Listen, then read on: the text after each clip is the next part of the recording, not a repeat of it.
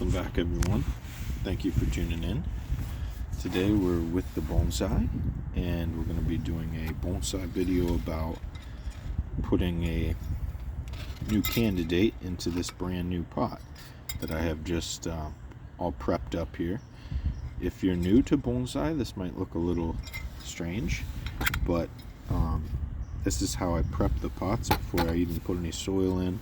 So it doesn't have to be this type of screen. This is a gutter guard that I just repurposed as a screen. I thought about even using this. This would work. This is a fish filtration medium, or just coarse filtration medium, because pretty much all this is going to do is make sure that when the roots hit the bottom, they don't spiral out. When they hit a material like this, what they do is they start to pretty much like mesh out. They become more fibrous. So they'll hit this and then split off into like 10 different sections instead of just getting a big thick root. On the bottom, that's what it looks like. So you can see that it has large holes. So again, you wouldn't want the soil to just fall out the bottom, and the screen works in that way as well. So it's has double meanings.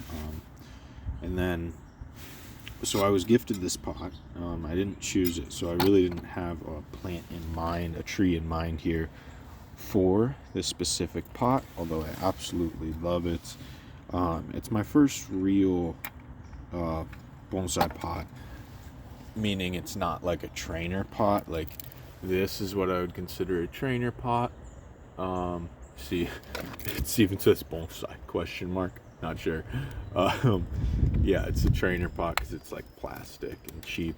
This is not a, I mean, this is kind of a trainer pot. This is made out of hemp, has this bottom. So it's my first, like, what I would call a little bit more traditional bonsai pot, and so I'm excited about it. I mean, so the first thing you do is come to your collection. I have some really good candidates here, as you can see, many, probably hundreds, but you don't let your shelf get like overwhelmed with what you would put in there, what will look best. It's always going to be what you would expect least. There's some ramifications that you can consider, but they're not hard and fast rules. Look at the pot. However thick it is, the tree that you choose, the diameter should be the same thickness or thicker than the depth of the pot. So I mean, technically, like, something like this would be a good candidate. That's a Japanese maple trunk. But like I said, they're not hard and fast rules. You don't have to follow them to a T, and I don't, because I've killed plants like that before by trying to put a really thick trunked tree that wasn't ready yet into a small bonsai pot. So I've actually picked a candidate here that I would have never suspected, but I've had growing up in this clump for a long time. I know it is alive and well, but it is dormant right now, meaning it is a great time to repot. This is a tulip tree. You can tell by the color of the bark, and surrounding it is these river birch trees. And I have chosen the tulip tree as the perfect candidate for this new bonsai pot. And really, it's very simple, especially because I already have everything prepped up. And this tulip tree is going to be fine because it's completely dormant right now. So we can do some root pruning and just get it out of this situation. It's obviously going to be happy because, as you can see, like, the way I clumped them in there is absolutely brutal. I mean, this is a handful that I pulled out of the forest and then just put in here 2 years ago when they were much smaller. And they do add size, but I mean, that's not an ideal way to grow them. I just kind of have them on standby. But let's get this tulip tree out. I don't really care if we damage any of the birch trees in the process. just gonna give them more character. These tulip trees do have massive root structures to them, and I don't want to damage that. Put the phone down for just a second.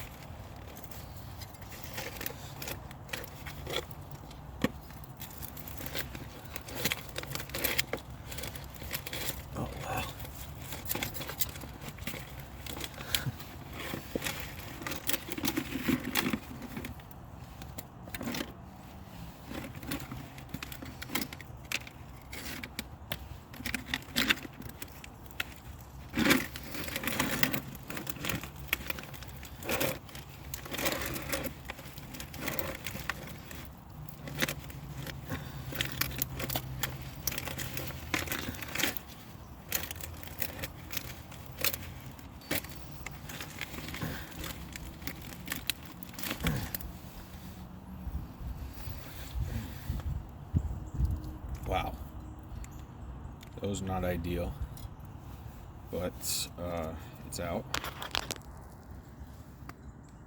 There it is. So you can see it was buried actually pretty deep in there. I did have to rip out a lot of those roots, and I was going to use the old trick of putting this rock underneath the base of it, having it on top of this rock. Oh yeah, I think that's still what we're gonna do. And then that's a really nice curve there. And then obviously we'll trim it down a little bit to size, but yeah, I think this is what we're gonna do. The purpose this rock serves, this is not actually a rock, it's a piece of concrete that is used to weight down a balloon, but I'm repurposing it. But you can use any type of rock that you see fit, but all it does is it makes so that the trunk doesn't seep back into the soil, and it almost makes the tree look like it's gives it more character, like it's coming out of the pot a little bit instead of sinking back into it, the way that trees tend to have a tendency to want to like sink themselves into the pot, which you can't really blame them, because they're trying not to get toppled over, so that this base will sink itself in and try and anchor itself better. So yeah, what we're gonna do here is just really minimal pruning on these roots. I really don't even think I need to do much. Maybe some pruning on the ends just to encourage some new growth.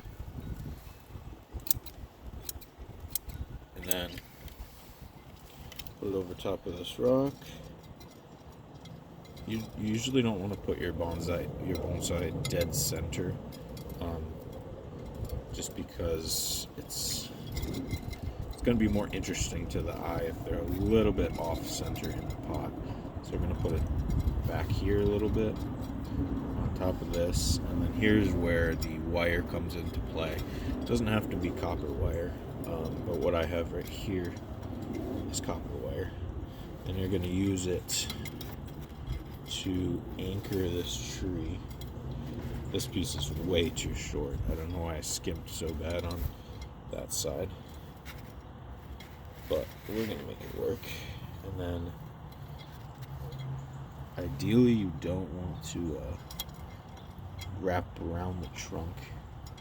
What you do is just wrap around the roots, or wrap to each other. So like these two, just bring them to each other and kind of loosely connect them to each other. One twist is good for now. And then we'll bring these other ones to each other, but I kind of want to bring this one around, and then this one. Because see, if we just wrap them to each other here, I guess that does do kind of a good job. Yeah, we could do that. Because these roots are thick. No, I want to go a little bit. I'm going to go around here.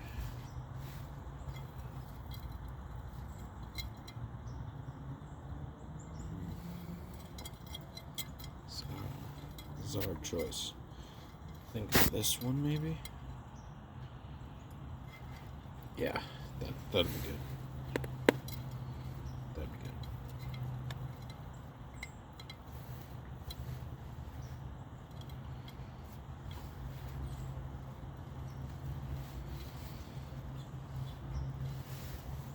Let's see. See? Pretty secure. I like to check the security even before any soil is in there. So, okay. I like that. Alright. And everything's got room to breathe. We didn't girdle the trunk too bad. Let's give it some room. There we go. So, now I'm just going to twist off these wires one more time. I like to leave the wires sticking up till the very end so I don't lose them. And these ones too. Twist it up a little bit more. Secure it. Make sure that stone's right under that trunk. Yep. Good. Alright, now we fill this with soil.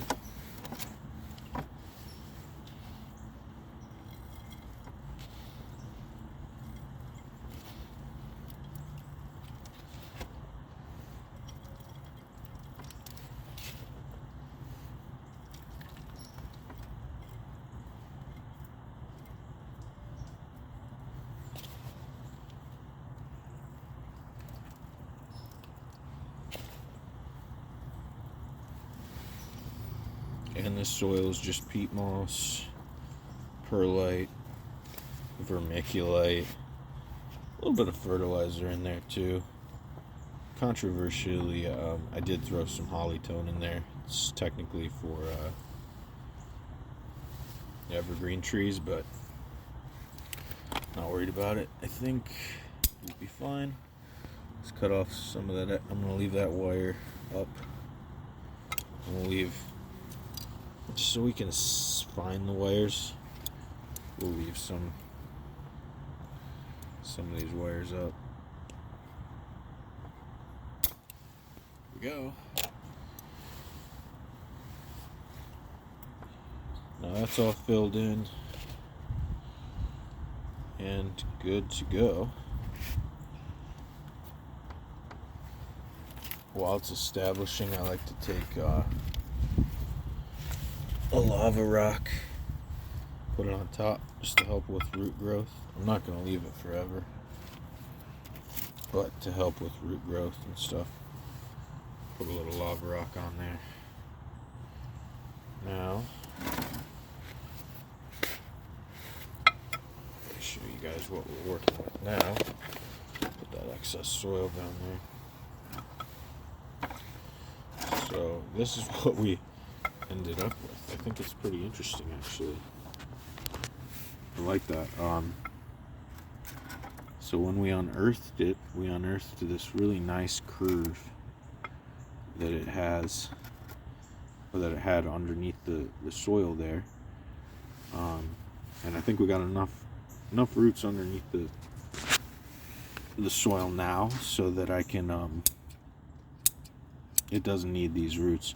It was just buried too deep, so it developed these roots in this curve. But it's actually really good for bonsai because it gives it some more interest. So I'll clean that up a little bit and then I'll water it, and that's it.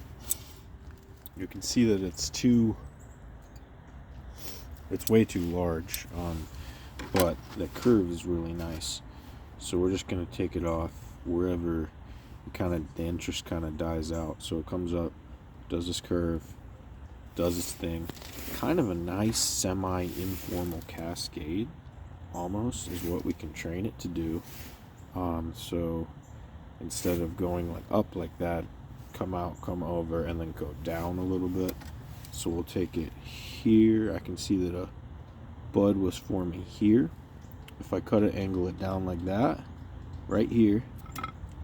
Oh man, these clippers are gonna give me a problem with doing this big old boy. Well, can't do it with these clippers because I'll hurt myself.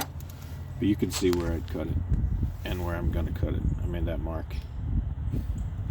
So that's not gonna be too drastic. I mean, I might even take it there, but that'll be fine because it's totally dormant. So all I got to do now is make sure I water it, and the rain's coming anyways, but still got to get some water on it just in case. Hope you guys enjoyed this video and learned something about putting a new bonsai into a pot. I think it's going to be beautiful for when the seasons come, when springtime comes and these tulip trees start popping up. They have really beautiful leaves as well as a really beautiful flower, and I like bonsai's trees that flower. I think that's awesome. Also, they're really long living trees, hundreds of years, so good option for a little deciduous bonsai. All these birch trees, I mean, I'm not even worried about them. I totally unearthed them, but I just kind of pound them back into place. They'll be fine. I'll just leave them. They're native trees, so you can like totally abuse them. They're just like on the back burner if I ever want to start a bonsai project, or possibly fuse them all together to make a thick trunk birch that's like gnarly and ugly. If I fused them all, that's an idea too. So, oh, look at that queen ant. So let's go up into the greenhouse to finish off the video. Something fun is coming soon that I will video as well, with these big old fruits coming, rare fruits. But yeah, hope you guys learned something, and if you did, make sure you tap that subscribe and like button for me. Really helps out the channel, helps out the videos, and I really appreciate it. Got my hands dirty today, got myself in some soil. That always helps the soul, and I recommend you guys do it. Most importantly of all, keep growing in peace.